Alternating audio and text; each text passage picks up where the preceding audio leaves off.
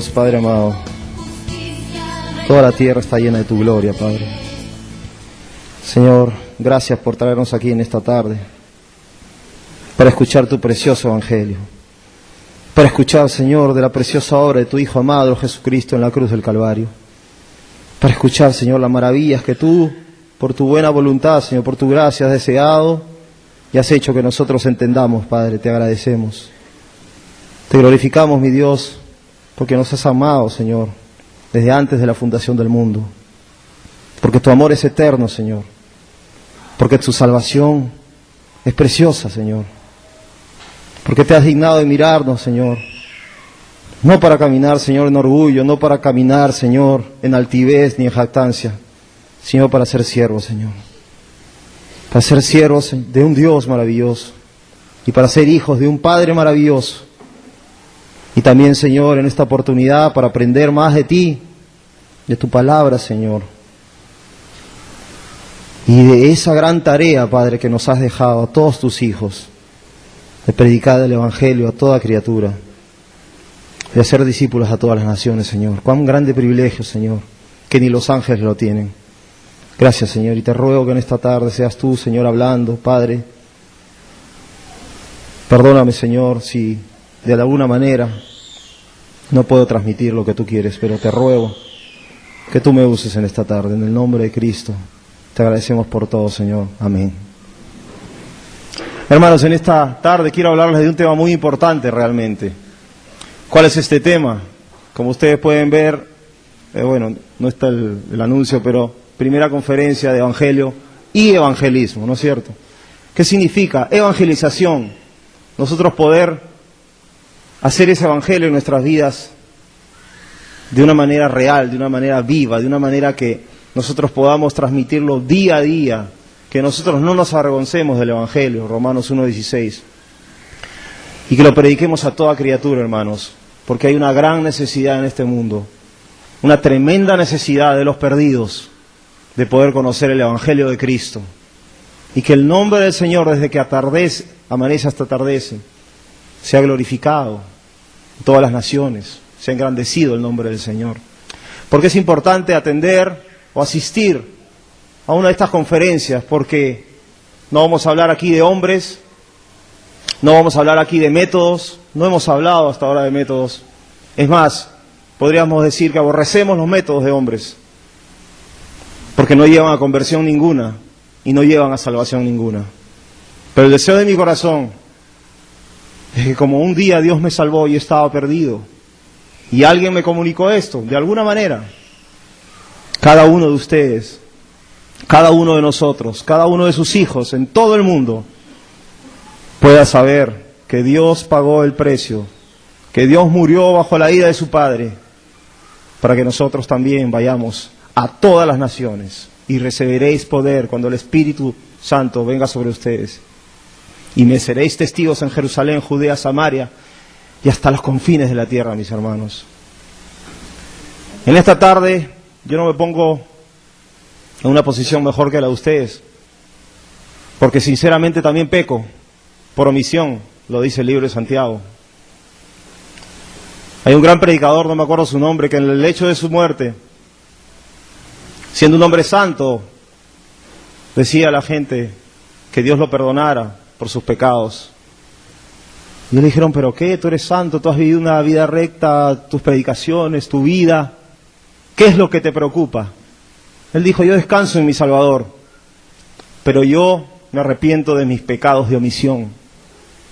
De omisión. Mis hermanos, la iglesia contemporánea ha perdido el poder de la era apostólica. Ha perdido lo que el Señor nos dejó y lo que el Señor mandó a sus discípulos. Y parece realmente estar dormida. Parece que viviéramos en una época sin un mensaje. Parece que nosotros cristianos estaríamos diciendo, gracias Señor por salvarme. Pero no me importa que la gente se vaya al infierno, yo estoy contento. Váyanse al infierno, tomen su caminito bonito, ancho, espacioso, una puerta grande y vayan por el infierno. No me interesa, yo soy salvo.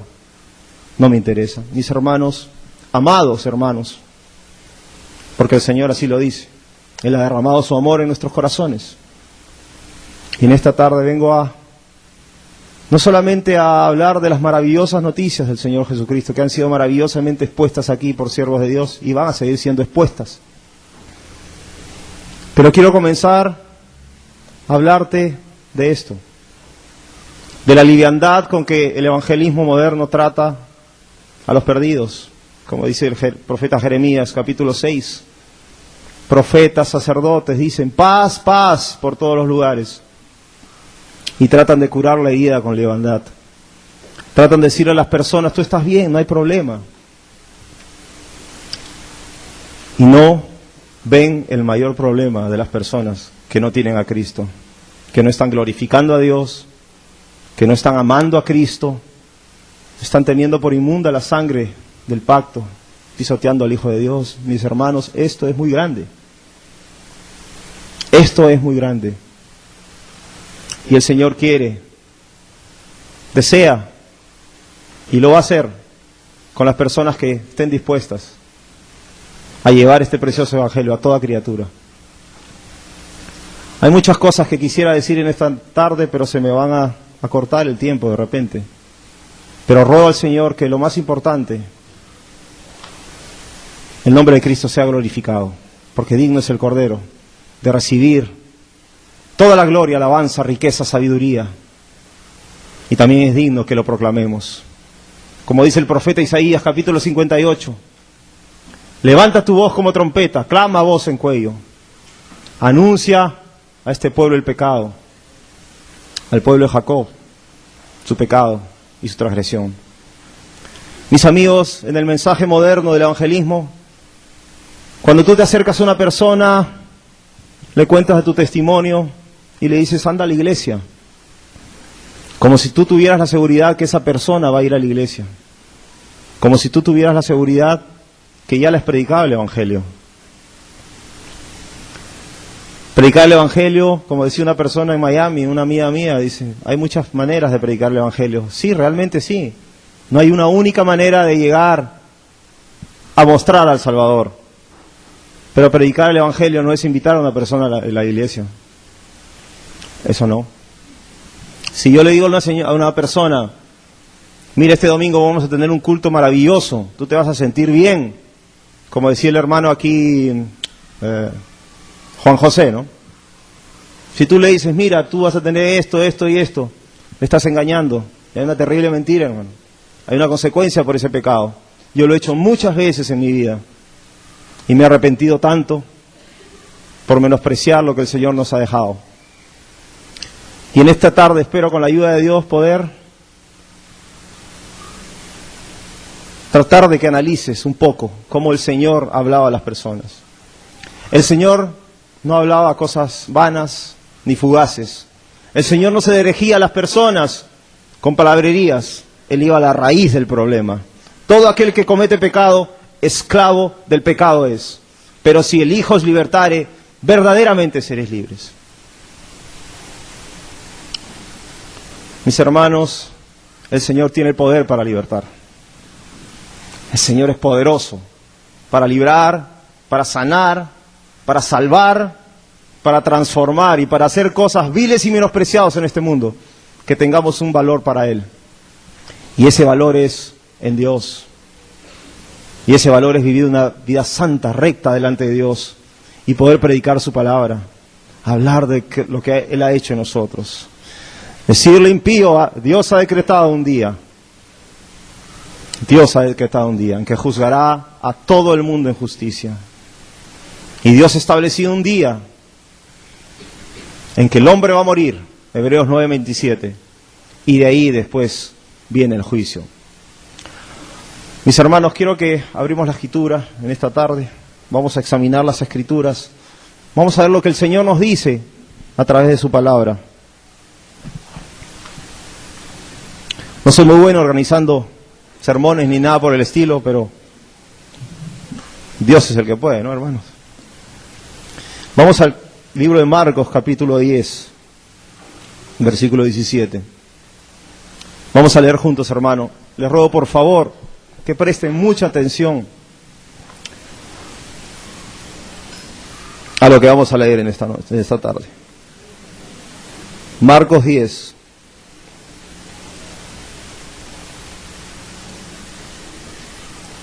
Dice así: al salir él para seguir su camino, vino uno corriendo e hincando la rodilla delante de él, le preguntó: Maestro bueno, ¿qué haré para heredar la vida eterna? Jesús le dijo: ¿por qué me llamas bueno? Ninguno hay bueno sino solo uno, Dios. Los mandamientos sabes: no adulteres, no mates, no hurtes, no digas falsos testimonios, no defraudes, honra a tu padre y a tu madre. Él entonces respondiendo le dijo: Maestro, todo esto lo he guardado desde mi juventud. Entonces Jesús, mirándole, le amó y le dijo: una cosa te falta, vende todo lo que tienes y dalo a los pobres, y tendrás tesoro en el cielo. Y ven, sígueme tomando tu cruz. Pero él, afligido por esta palabra, se fue triste, porque tenía muchas posesiones. Amén, hermanos. Dios bendice esta palabra en el nombre de Cristo. Esta es la historia de un joven. Todos lo conocemos como el joven, pero en el libro de Lucas, capítulo 18, lo llama el hombre principal, ¿no es cierto? Aquí el Señor nos está mostrando de una manera tremenda cómo el Señor se dirigió a una persona que estaba perdida en sus delitos y pecados, muerta, estresando la ley de Dios. ¿Por qué? Porque la Biblia dice en Salmo 19:7, la ley de Dios es perfecta que convierte el alma. El Señor básicamente aquí le estaba diciendo a esta persona que le dijo: tú eres bueno, maestro, en el campo natural. Y el Señor le dijo: solamente hay uno bueno, Dios. Proverbios 26 lo dice. Muchas personas piensan que son buenas en su propia opinión, pero solamente uno bueno, ¿no es cierto, hermanos? Romanos 3 lo dice: no hay nadie bueno, no hay nadie justo, no hay nadie que busque a Dios. Todos nosotros nos hemos corrompido. Isaías lo dice: todos somos como lo impuro, hasta nuestras mejores obras de justicia son como trapos de inmundicia para Dios. ¿Cuál es la conclusión aquí del Señor Jesús? Este hombre quería tener la vida eterna. ¿Quién no? Como muchas veces se ha predicado aquí, ¿quién no quiere tener la vida eterna? ¿Quién no quiere escapar de la condenación? ¿Quién no quiere ir a un infierno? Aunque muchos no lo creen realmente. Pero el evangelismo moderno diría en ese momento, tú y yo de repente le hubiéramos dicho: bueno, repite esta oración y ya eres salvo. ¡Qué oportunidad tan grande! ¡Qué bonita oportunidad para decirle a una persona que no conoce el evangelio, que no conoce la cruz, que no conoce lo que Cristo pagó en la cruz, que no conoce lo que es pecado, que no conoce lo que es la justicia de Dios, los atributos de Dios? Venga a Él y le diga: repite esta oración conmigo y ya tú eres salvo. Parece lógico en el día de hoy, ¿no? Pero para el Señor, no. Para el Señor hubiera sido tremendamente ilógico hacerle a este nombre repetir una oración y decirle: ya eres salvo. Mi hermano, si lo sigues haciendo, te ruego, arrepiéntete. Te ruego en el amor de Cristo, arrepiéntete. Te lo suplico, arrepiéntete. Nadie puede declarar a un hombre salvo. El único que puede declarar es Dios. Por favor, muchas veces se han hablado de estas cosas aquí. Y muchas personas ya conocen este mensaje. Ya saben que nadie es salvo por repetir una oración sin conocer el evangelio. Y nadie puede declarar a una persona salva. Eso es lo que queremos decir realmente. Nadie puede ser salvo por repetir una oración sin saber lo que es el evangelio, sin saber lo que es Dios. Tú no puedes declarar a una persona salva de esa manera. Dios puede salvarlo, sí, pero que uno le diga: tú eres salvo, ese es el gran pecado. Y si lo sigues haciendo, te ruego, por favor, que lo dejes, te arrepientas. ¿Por qué lo digo así? Porque hay muchos todavía que, escuchando la verdad, que sabiendo de esta gran verdad, continúan en rebelión contra Dios. Y siguen buscando decisiones, y siguen buscando cifras, y siguen provocando a Dios a ira, mi hermano. El Señor le dice: ¿por qué me llamas bueno? Ninguno hay bueno sino solo uno Dios. Los mandamientos sabes: no adulteres, no mates, no hurtes, no digas falso testimonio, no defraudes, honra a tu padre y a tu madre. El Señor le enseñó que para ser salvo tenía que guardar los mandamientos. Ahora la pregunta es, ¿tú crees que que Cristo no sabía que nadie puede guardar los mandamientos? Claro que lo sabía. Pero lo estaba testando, le estaba haciendo una prueba de examen para ver cuán bueno era este hombre. Le dio unos cuantos mandamientos, dirigidos al hombre básicamente. Y él le dijo lo siguiente. Él entonces respondiendo le dijo: Maestro, todo esto lo he guardado desde mi juventud. El hombre se estaba justificando diciendo: sí, yo soy un buen hombre, yo guardo los mandamientos de Dios. Entonces, ¿qué estaba diciendo este hombre realmente? Yo puedo heredar la vida eterna. ¿Cuántas veces nos hemos chocado con personas que dicen lo mismo? Yo soy bueno, merezco el cielo. Pero realmente no lo son. Él entonces respondiendo: bueno, todo lo guardado desde mi juventud. Entonces Jesús, mirándole, le amó. Hermano, muchas veces pecamos cuando hablamos con las personas de jactancia: ya somos cristianos, ya nosotros somos mejores que tú. No podemos decir eso, porque el Señor nos salvó por su gracia, algo que no merecemos.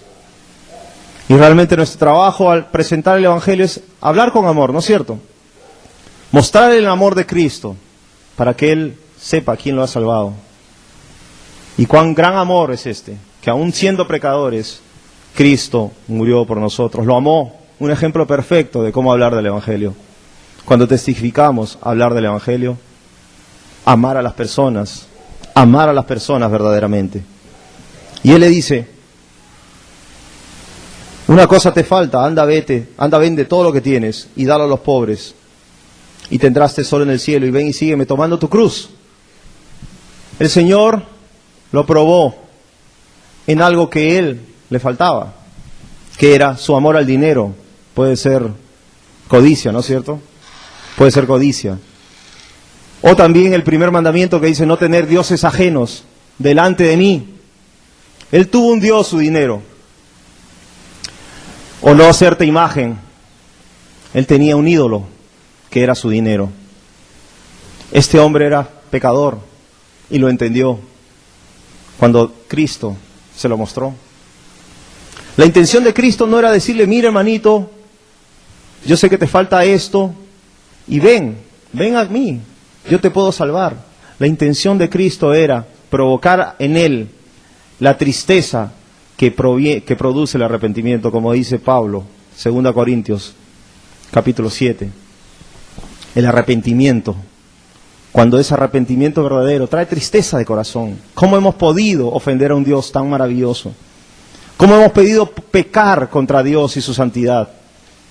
¿Cómo hemos podido nosotros, hombres, ofender a un Dios que es todopoderoso, que es más grande que el universo entero? Y dice que él,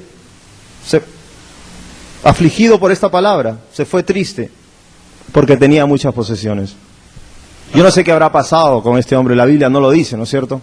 No dice si este hombre después se arrepintió, si el Señor lo salvó más adelante. No dice nada de este hombre, pero lo que sí dice es que este hombre rechazó a Cristo. Que este hombre, hablando con Cristo, con Dios mismo, lo rechazó en ese momento. ¿Y cuál fue la tarea de Cristo? Fue mostrarle el camino. Toma tu cruz y sígueme. Niégate a ti mismo, le ha podido decir. Pero el Señor no quería tratar su herida con liviandad. No quería ser como los profetas y sacerdotes en la época de Jeremías. No quería hacer nada de esto. Él quería estresar el mayor problema del hombre: su pecado, su rebelión, su transgresión contra Dios, contra su ley, contra su santidad. Y eso es lo que hizo el Señor. Por eso en esta tarde, con este pasaje, yo quiero que por favor ustedes puedan entender. Cristo no quería números. Cristo no quería decisiones. Cristo no quería que haya personas sentadas en los bancos que no conozcan a Él. Y nunca hablarles de la verdad y que después más adelante mueran y sean condenadas en el infierno. Y que la sangre de ellos caiga sobre él. Si en el caso de un predicador, Cristo quería traerlo al verdadero conocimiento de Dios. Cristo quería decirle, el único bueno es Dios. Y si quieres venir a mí, tienes que dejar todo lo que tú tienes. Todo lo que el pecador, lo que nosotros tenemos, lo dejamos por Cristo. Él murió por nosotros, se hizo como nosotros, se hizo humano. Lo mínimo que nosotros podemos hacer es ser como Cristo. Es venir a la imagen de Cristo todos los días de nuestras vidas. Mis amigos, la ley de Dios es perfecta, que convierte el alma. La ley de Dios fue usada por el Señor Jesús en esta ocasión. La usó también cuando con la mujer samaritana que hablaba el hermano Juan José. Después de haberle dicho todas estas cosas, le dice, ve y llama a tu marido. ¿Qué significa esto, amigos? ¿Será que el Señor Jesús quería simplemente que esta persona sepa que Él era un profeta? Porque algunos dicen, sí, claro, ella misma lo dijo, me ha dicho todas las cosas que yo he hecho. Ella lo dijo más adelante. Y dice que los otros creyeron por la palabra que ella había dicho. Él no quería eso. Él quería que ella vea su pecado. Básicamente, señalándole el 7º mandamiento, no adulterar. Y ella conoció que ella era pecadora. Lo hizo también en Juan 8, con la mujer acusada de adulterio por estas personas.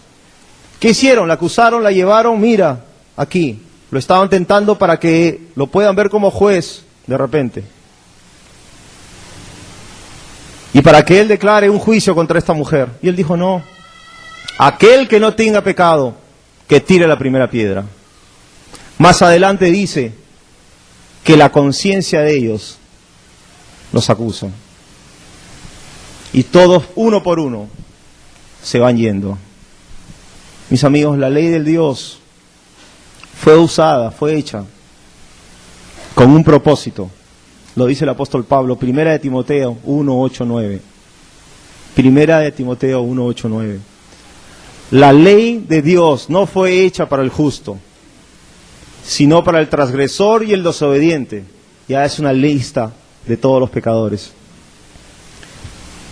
¿Por qué es importante la ley de Dios en el evangelismo? Porque tiene muchas funciones. El libro de Romanos 3, 19 dice, pero sabemos todo lo que la ley dice, lo dice a los que están bajo la ley, para que toda boca se cierre y todo el mundo quede bajo el juicio de Dios. ¿Alguna vez has tenido una persona que te ha dicho, yo no soy pecador, yo básicamente soy una buena persona? La ley sirve para esto, para que todo el mundo quede bajo el juicio delante de Dios y que toda boca se cierre. Mis hermanos, toda boca se cierra. No hay excusa delante de Dios, delante de la ley de Dios. Voy a seguir viendo pasajes para que ustedes vean lo que Dios hace. Por medio de la ley se conoce el pecado también, nos dice la Escritura. Romanos 3:20 dice, ya que por las obras de la ley ningún ser humano será justificado delante de él, porque por medio de la ley es el conocimiento del pecado. La ley sirve para que nosotros tengamos conocimiento del pecado. Sin la ley no sabemos a quién hemos ofendido, pero si Dios te dice no mentir y uno miente, transgresión, desobediencia, pecado. Es el guía que nos conduce a Cristo, dice 1 Juan 3:4. Todo aquel que comete pecado infringe también la ley, pues el pecado es infracción de la ley. El pecado es infracción de la ley. Muchos dicen, yo tengo faltitas aquí, yo tengo faltitas allá, ¿no es cierto? Hay muchas personas que le hablas, ¿no? Y le dices, mira, ¿cómo está tu vida? Bueno, yo tengo un pequeño desliz, yo tengo una faltita aquí, una faltita allá. No, eso se llama pecado. Y el pecado es terrible delante de Dios. Es una cosa grotesca delante de los ojos de un Dios santísimo. Y dice que la ley es el guía que nos conduce a Cristo. ¿Cómo podemos mostrarle? Yo le voy a hacer una pregunta. Si yo vengo aquí con mi esposa, la he visto de enfermera, y le doy una caja llena de inyecciones, que son vacunas que no se han probado todavía. Entonces le digo, hermanos, uno por uno, pase por aquí y salga por esa puerta. Vamos a hacer unas vacunas a todas las personas porque ustedes tienen que pasar por esa vacuna. Obligado. Me dice, tú estás loco, yo no voy a ponerme esa inyección, que no ha sido probada, que nadie sabe qué va a pasar, no quiero esa vacuna. Yo le digo, no, hermano, esa vacuna es buena, esa vacuna está recién hechecita, la última tecnología, ven y póntela. Tú así no me la pongo ni loco. Es normal. Pero ahora si yo te digo, mira, en esta ciudad hay 10 pruebas contundentes de que hay una plaga que te va a matar en pocos días. Ya los científicos lo saben. Cree en eso. 10 pruebas contundentes. Y la vas a empezar a sentir de acá dentro de unos días. Y ustedes me creen, ustedes confían en mí, vamos a suponer, ¿no? 10 pruebas. Ustedes van a pasar corriendo, se van a poner la vacuna. Porque esa vacuna ha sido hecha para eso. Si alguno le dice a la persona, mira, Cristo murió por tus pecados, la persona va a decir, ¿qué pecados? Yo no tengo pecados. Yo tengo un desliz por aquí, otra cosita por allá. Yo no soy pecador, es más, yo me he ganado el cielo hace tiempo. ¿Cómo podemos decirle a la persona pecadora, muerta en sus delitos y transgresiones, que ha ofendido a Dios y que realmente no tiene el favor de Dios, por el contrario, tiene la ira de Dios, es enemigo de Dios en su mente con sus malas obras? ¿Cómo le podemos decir esto? Usando la ley de Dios, mi hermano. La ley de Dios está hecha con este propósito, para guiar a las personas a Cristo, el ayo, el tutor. Nos da luz también, Proverbios 6:23 dice, el mandamiento es lámpara y la enseñanza es luz. Mis hermanos, la ley condena. La ley de Dios es perfecta, buena, ¿cómo es? Perfecta, santa y buena, ¿así es? Romanos 7:12, ¿no? ¿Así es? Bueno, hay distintas... Pero básicamente, 7:12, dice que... Aquí lo tengo, Ok, de manera que la ley de verdad es santa y el mandamiento santo, justo y bueno. El Señor hizo sus mandamientos de una manera perfecta, porque Dios los hizo. Dios los hizo. Pero el mandamiento deja al hombre en maldición. Maldito todo aquel que no permaneciera en las obras que están escritas en el libro de la ley y las guardare. El hombre está muerto en sus delitos y pecados. Efesios 2:1. Y la ley de Dios genera esto, mis hermanos. La ley de Dios dice, bueno, Romanos 7:13 dice, luego lo que es bueno, dice, vino a ser muerte para mí en ninguna manera, sino que el pecado, para mostrarse pecado, produjo en mí la muerte por medio de lo que es bueno, a fin de que por el mandamiento el pecado llegase a ser sobremanera pecaminoso. El mandamiento de Dios hace al pecado sobremanera pecaminoso, hermanos. Cuando uno ve que ha pecado en los mandamientos de Dios, nos deja convictos y el Espíritu Santo nos convence y nos saca de ese pecado, nos da el arrepentimiento. Dice también Santiago 2:10, porque cualquiera que guardare toda la ley, pero ofendiere en un punto, se hace culpable de todos. La ley no justifica a nadie, a nadie. La ley lleva al perdido a los pies de Cristo. Muestra el pecado al pecador. Y vamos a ver algunos ejemplos bíblicos. Yo creo que los voy a pasar, no necesitan abrir sus Biblias porque es muchos ejemplos para que ustedes los puedan ver. En 2 Samuel 12:5, después de que David pecó tremendamente, el profeta Natán lo reprendió. Y básicamente le mostró un mandamiento que estaba en Éxodo 22, versículo 1. Cuando uno se roba o degolla a una oveja, tiene que pagar 4 de ellas. Y David lo dijo. Dice, entonces se encendió el furor de David en gran manera contra aquel hombre, y dijo a Natán, vive Jehová, que el que tal hizo es digno de muerte. Y dice, y debe pagar la cordera con 4 tantos porque hizo tal cosa y no tuvo misericordia. El profeta Natán no llegó a David y le dijo, mira rey, yo pienso que tú estás un poquito equivocado. No, Él le mostró específicamente su pecado. Y después de eso, David dijo, contra ti, Jehová, contra ti, solamente contra ti he pecado. Y he hecho lo malo delante de tus ojos. El pecado le cerró la boca, el pecado le sacó, la ley le sacó el orgullo, la ley lo dejó totalmente indefenso contra Dios. Hay una cosa muy maravillosa también en el libro de Nehemías, capítulo 8, lo hemos leído hace poco en el devocional, y realmente recordar esto es maravilloso, porque nos hace ver otra vez el propósito de la ley en nosotros. Dice que el sacerdote Esdras leyó la ley al pueblo. Leyó la ley al pueblo. Había habido una reestructuración de todo, porque estuvieron en cautiverio. Vinieron a Jerusalén y ellos vinieron a cumplir las cosas del Señor. Y él leyó. ¿Qué pasó con el pueblo? No se echaron a reír. No les dio ganas de burlarse o se entraron en carcajadas. Dice que ellos, les voy a leer, dice que ellos, y leían en el libro, Nehemías 8:8, y leían en el libro de la ley de Dios claramente y ponían el sentido de modo que entendiesen la lectura. Entendieron la lectura, entendieron la ley de Dios. Y Nehemías el gobernador y el sacerdote Esdras escriba y los levitas que hacían entender al pueblo, dijeron a todo el pueblo, día santo es a Jehová nuestro Dios, no os entristezcáis, dice, ni lloréis, porque todo el pueblo lloraba oyendo las palabras de la ley. El pueblo lloraba y después más adelante dice que se arrepintió. Y después más adelante dice que pasaron grandes cosas. El Señor trajo la convicción del pecado. El pueblo vio su pecado y hubo tristeza para arrepentimiento, de la que es buena, dice el apóstol Pablo. Tristeza para arrepentimiento.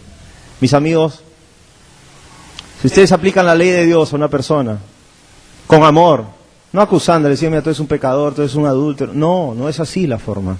Si ustedes le muestran con amor cuál es el pecado específico que él ha cometido contra Dios, le muestran la ley de Dios, le muestran los mandamientos del Señor. Mira, hermano, te lo digo por amor, tú estás en pecado, la ley te lo ha comprobado, Dios te lo ha dicho, no te estoy acusando. ¿Qué vas a hacer delante de Dios? Estás en grandes problemas. ¿Cuál es tu salvación ahora? Él podría decir, ¿sabes qué? No me interesa. He pecado y qué. Yo soy dueño de mi destino, yo voy a morir en mi ley. Pero él podría decir, como muchos ya lo han dicho, estoy en problemas delante de Dios. He pecado delante de Dios. Mi alma está en juego. De ninguna manera, si muero, voy a poder ser salvado por mis obras. Y el Señor le ha mostrado su pecado. Fíjese lo que dice también con Josías, la misma historia. Josías, es algo tremendo. Segunda Reyes 22:11, 23:25, Segunda Crónicas 34.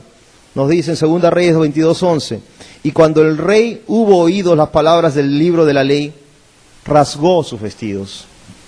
Este hombre que fue desde niño instruido, bueno, llegó al poder, digamos, al reinado, como digamos, al ver la ley de Dios, rasgó sus vestiduras.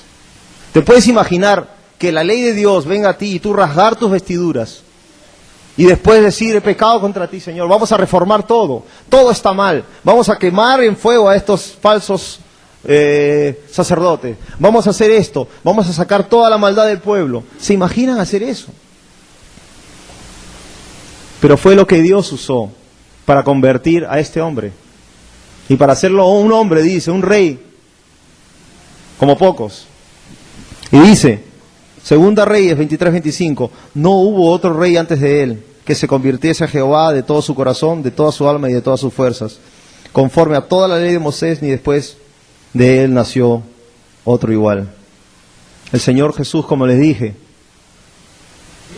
era perfecto, fue perfecto, nunca pecó, nunca transgredió la ley buena santa, perfecta de Dios, nunca. Él podría decir, sinceramente y de todo corazón, y con toda verdad, el Salmo 119, tranquilamente. Se deleitaba en la ley del Señor, porque la cumplió hasta la muerte. Fue obediente, y obediente hasta la muerte, y muerte de cruz. Realmente cuando nosotros nos estamos refiriendo a la ley, vamos a hacer un examen de cómo la ley es, y vamos a ver la comparación de lo que Cristo fue. Si Cristo cumplió toda la ley, ¿te pareces a Cristo? ¿Puedes llegar a ser como Cristo? ¿Puedes entrar al cielo solo por ti mismo, por tus obras? ¿Puedes realmente ver que no hay pecado en ti, ni de pensamiento, ni de palabra, ni de obra? Entonces puedes, como Cristo. Pero nadie lo ha podido. La Escritura dice, nadie hay bueno, nadie es justo. Como les decía, en la mujer adúltera, en Juan 8, 9, dice que ellos al oír eso, ¿no?, las personas que querían apedrear a esta mujer, acusados por su conciencia, salían uno a uno, comenzando de los más viejos hasta los postreros. El Señor ha dejado una conciencia a cada uno de nosotros. Romanos 2.15 lo dice, muchos de acá lo sabemos, que esta ley de Dios concuerda con nuestra conciencia. Sabemos lo que está bien y lo que está mal. Sabemos lo que mentir es malo, aunque no tengan al Señor. La persona que es inconversa sabe que robar es malo, sabe que adulterar es malo, sabe que tomar el nombre de Dios es malo, sabe, todas estas cosas saben que es malo. Y el Espíritu Santo de Dios convence al mundo de pecado, de justicia y de juicio.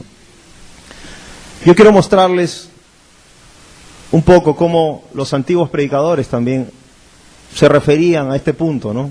Quiero llegar a un punto en el cual quiero explicarles solamente un poquito de una de las muchas maneras de las cuales nosotros podemos hablar de las cosas de Dios, del Evangelio con los perdidos. ¿Por qué, hermanos? Porque no lo estamos haciendo como el Señor lo ha pedido. Yo podría hacer levantar la mano aquí. ¿Cuántos han predicado o han testificado a una persona por mes? Pero no quiero hacer esto, porque realmente la última vez que lo hice casi me pongo a llorar. Casi me pongo a llorar.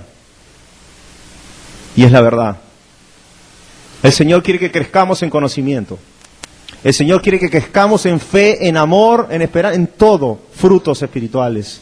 Amor, que es el resumen de la ley y de los profetas. Pero el Señor quiere que todos nosotros nos presentemos como sacrificios vivos, santos y agradables, y prediquemos a toda persona. Mi amigo,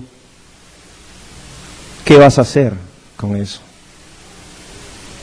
Es una de las maneras, no te digo que es la única, porque el Evangelio no se puede resumir a un método, ni a decir yo hago esto, hago el otro. Es una de las maneras de que en el amor de Cristo te puedes acercar a alguien y decirle, mira, te quiero hablar de algo precioso, pero déjame hacerte unas preguntas espirituales.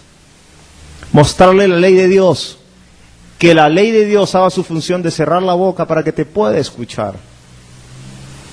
No por cerrarle la boca, yo gané la pelea, ya no.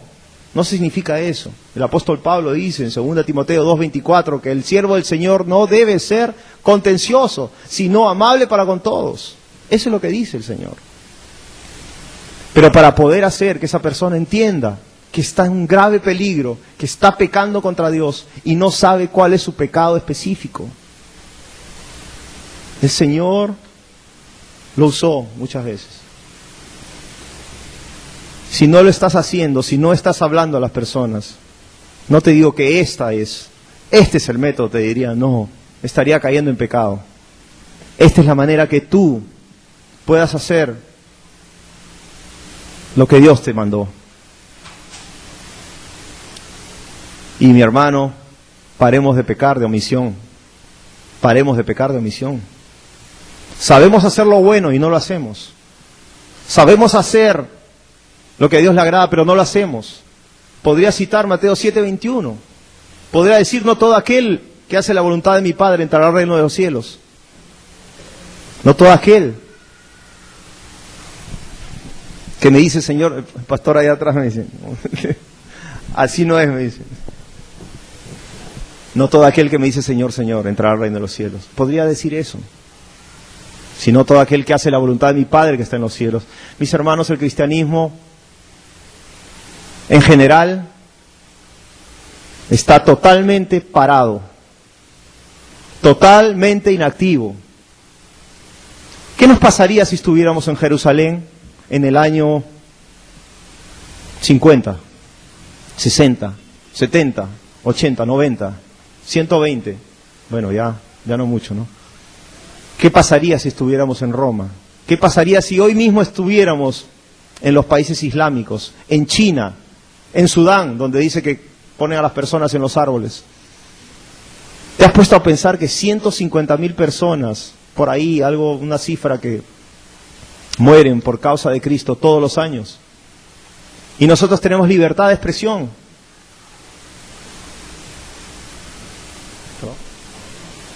No, él está hablando de... Hay otra cifra, ¿no?, que dice que 150.000 personas mueren todos los días. 150.000 personas mueren todos los días. Y muchas de ellas nunca han oído el Evangelio. Pero hay otra cifra que más o menos 150, 160.000 personas todos los años mueren por causa del Evangelio. Habría que ver eso. Pero así sean 10. Así sea una persona que muera por causa del Evangelio, por causa de no negar al Señor y decir, Señor, yo te confieso delante de los hombres, confiésame delante del Padre que está en los cielos. ¿Qué le podremos contestar al Señor? Por eso voy a seguir hablando. ¿Qué hizo Pablo cuando estuvo con Félix? Hechos 24-25 dice, para al disertar Pablo acerca de la justicia, del dominio propio y del juicio venidero, Félix se espantó y dijo, ahora vete, pero cuando tenga oportunidad te llamaré. El apóstol Pablo nuevamente no fue a decirle, tú vas a tener un futuro maravilloso, Dios te va a dar una vida maravillosa. El apóstol Pablo disertó sobre la justicia, el juicio venidero y dominio propio. Eso es lo que el apóstol Pablo. En Roma, ¿qué dice? Hechos 28-23. Y habiéndole señalado un día, vinieron a él muchos a la posada, a los cuales le declaraba y les testificaba el reino de Dios, desde la mañana hasta la tarde, persuadiéndoles acerca de Jesús, tanto por la ley de Moisés como por los profetas. La ley de Moisés y los profetas. También el apóstol Pablo dice, conociendo el terror del Señor, persuadimos a los hombres. ¿Será que conocemos el terror del Señor? ¿Será que conocemos realmente el sentimiento de Dios cuando un pecador se arrepiente? Mi hermano, esto me confronta a mí también. No creas que lo estoy diciendo por... No, me confronta a mí. Me confronta a mí. Y dice lo siguiente también, en Éfeso, Hechos 20:20, y como nada que fuese útil, he rehuido de anunciaros y enseñaros públicamente y por las casas, testificando a judíos y a gentiles acerca del arrepentimiento por Dios y la fe en nuestro Señor Jesucristo. Si comparamos, por ejemplo, Sinaí, entrega de las tablas de la ley, Pentecostés, recibimiento del don de Dios, salvación, mensaje, gracia. Sinaí muestra relámpagos, truenos, humo, el Señor en toda su magnificencia. Y el pueblo diciéndole a Moisés, tenemos miedo, no queremos acercarnos. Y Moisés diciéndole, esta es una prueba de Dios. ¿Para qué? Para que le teman y no pequen contra Dios. Y en Pentecostés, Pedro anunciando a todos estos hombres piadosos que conocían de la ley. Si dice piadosos, es conocían de la ley. No van a decir piadosos a un fariseo. No, dice la Biblia, piadosos, conocían la ley.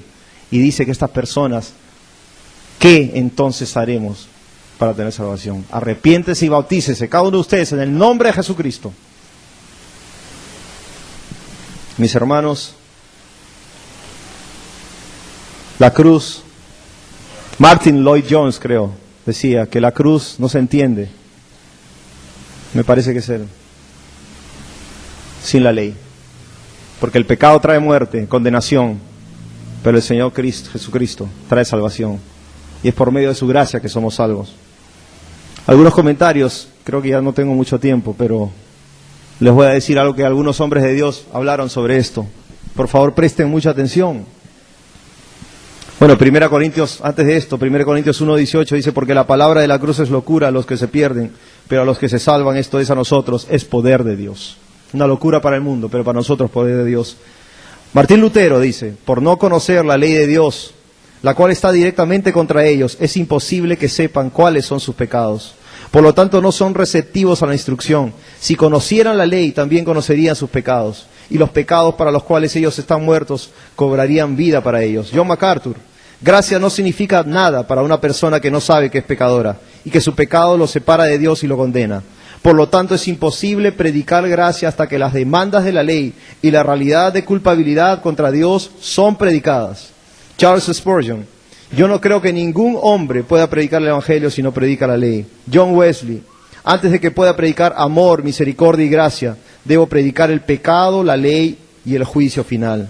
John Wesley también dijo, es el método normal del Espíritu de Dios de convencer a los pecadores mediante la ley. Charles Spurgeon dijo, ellos nunca aceptarán la gracia hasta que tiemblen frente a la ley justa y divina. D.L. Moody, John Bunyan, John Newton, y muchos de ellos. John Wycliffe, el traductor de la Biblia, dijo, el servicio más alto al cual un hombre puede ser enlistado es el predicado de la ley de Dios. Y lógicamente a Cristo crucificado y resucitado, la gracia de Dios. Martín Lutero dijo, la primera tarea del predicador del Evangelio es la de predicar la ley de Dios para mostrar la naturaleza del pecado. Martín Lutero dijo, Satanás, el Dios de todas las disensiones, mueve diariamente a nuevas sectas y la última de ellas no podría haber sospechado o previsto. Él ha levantado una secta que enseña a los hombres que uno no debe ser aterrorizado por la ley, pero gentilmente exhortado mediante la predicación de la gracia de Cristo. John Wesley también dijo algo interesante, predica 90% ley y 10% gracia. Y muchos de estos predicadores han hablado de esto. ¿Por qué? Porque conocían profundamente la Escritura, conocían profundamente el significado de la ley, que no salva a nadie, pero sí condena. Conocían profundamente que la gracia era gracia maravillosa, era gracia sorprendente, como dice Newton, cuando uno se ve totalmente condenado, cuando uno se ve sin ningún recurso para nosotros venir, caer postrados delante del Salvador y clamar por misericordia. Eso es lo que produce la ley de Dios, mis hermanos. Por último, ¿me quedan cuántos minutos? ¿Un minuto? Bueno. Por último, quiero decirle algo, hermanos, que es un poco limitado el tiempo, pero les ruego por favor que escuchen estos pasajes. Proverbios 28:1 dice lo siguiente: el impío huye sin que nadie lo persiga, pero el justo está confiado como un león. El impío huye sin que nadie lo persiga, pero el justo está confiado como un león. ¿Estás confiado como un león? Cientos de veces he predicado en la calle, plazas, ómnibus, persona a persona. Pocas veces alguien me ha insultado, pocas veces alguien me ha pegado, nunca, mejor dicho. Nadie nunca me ha tirado una piedra, nadie nunca ha hecho nada que uno a veces dice, qué lindo sería sufrir un poquito por Cristo, como Pedro y Juan, que se salieron gozosos. Nunca nadie ha hecho nada, porque el Señor dice, y estaré con ustedes todos los días hasta el fin del mundo. Mis hermanos, ¿qué van a hacer? ¿Qué vamos a hacer? El Señor nos ha dado esta maravillosa tarea, preciosa, nos ha dado el mensaje. Uno cuando habla no habla de cosas que no ha visto. Uno habla, como lo dice el apóstol Juan, creo. Estas cosas hemos visto y hemos oído y de ellas hablamos. Sentimos, nos ha cambiado, nos ha transformado, nos ha salvado del infierno, nos ha salvado de la condenación, ha transformado nuestro corazón de piedra en un corazón de carne, nos ha dado la vida eterna, el amor de Dios, su Espíritu Santo en nosotros, nos ha llenado Cuán maravilloso es ver una persona cuando es salvada por Dios. Y la salvación viene de Dios. Tenemos que orar. Sí, tenemos que orar. Y mucho, rogar por los perdidos, suplicar para que el Señor los salve, para que el Señor nos use. Pero por ahí un predicador dijo, es mucho más fácil hablar a Dios acerca de los hombres que hablar a los hombres acerca de Dios. Es 1000 veces más fácil hablar a Dios en oración acerca de los hombres que a los hombres acerca de Dios. Mi hermano, la palabra está llena de expresiones del poder de Dios en sus hijos. No nos ha dado el Señor espíritu de timidez, sino espíritu de amor, dominio propio y poder. ¿Para qué? Para vivir una vida santa, para predicar su evangelio a toda criatura, para que se conviertan y vengan al único Dios verdadero, para que tengan vida eterna y que la tengan y conozcan al único Dios verdadero y a Jesucristo, a quien le ha enviado.